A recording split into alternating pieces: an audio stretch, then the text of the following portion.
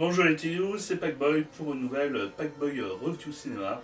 Et cette fois-ci, nous allons parler du film A Hero Never Die de Johnny To. A Hero Never Die est une des premières productions du studio Milky Way, celui qui a été fondé par Johnny To et Wong Kar-wai. Et si je précise que le studio a été créé par Johnny To et Wong Kar-wai, c'est parce qu'on retrouve un petit peu comme Running Out of Karma le même changement de ton dans le film A Hero Never Die. Commençant par un simple petit polar burlesque avec beaucoup d'humour à la Johnny To, le film dérive sur trois plans. La première partie est bien entendu donc un polar burlesque, mais la seconde partie est un drame, et il y a une troisième partie où le polar devient complètement nihiliste. On connaît bien la patte Johnny To avec cette bromance jouée par Tony Leung et Lo Shi-hwan, mais il y a aussi d'autres aspects comme par exemple le fait que les héros restent jusqu'au bout tant qu'ils n'ont pas résolu leur karma.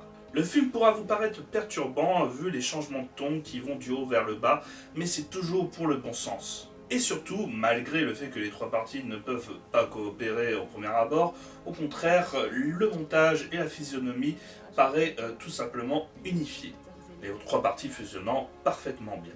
Mais parlons vite fait des petits défauts, vous verrez ils sont très courts. La deuxième partie a une certaine lenteur justement due à son aspect dramatique et essaie d'en rajouter le plus possible. Pourtant la réalisation reste toujours propre sur elle-même et c'est ce qui permet de faire en sorte que justement nous compatissons devant les malheurs de nos héros. Enfin, le second petit défaut qui pourrait rappeler Vengeance de Johnny To, c'est la scène finale et qui rappelle un petit peu justement l'immortalité des personnages. Avec surtout une petite situation un petit peu kitsch et qui pourrait gêner si vous n'êtes pas habitué au film de Johnny To. Mais encore une fois, si vous aimez cet aspect-là, vous comprendrez donc la raison de cette scène et le pourquoi, et ce en passant outre le délire scénaristique.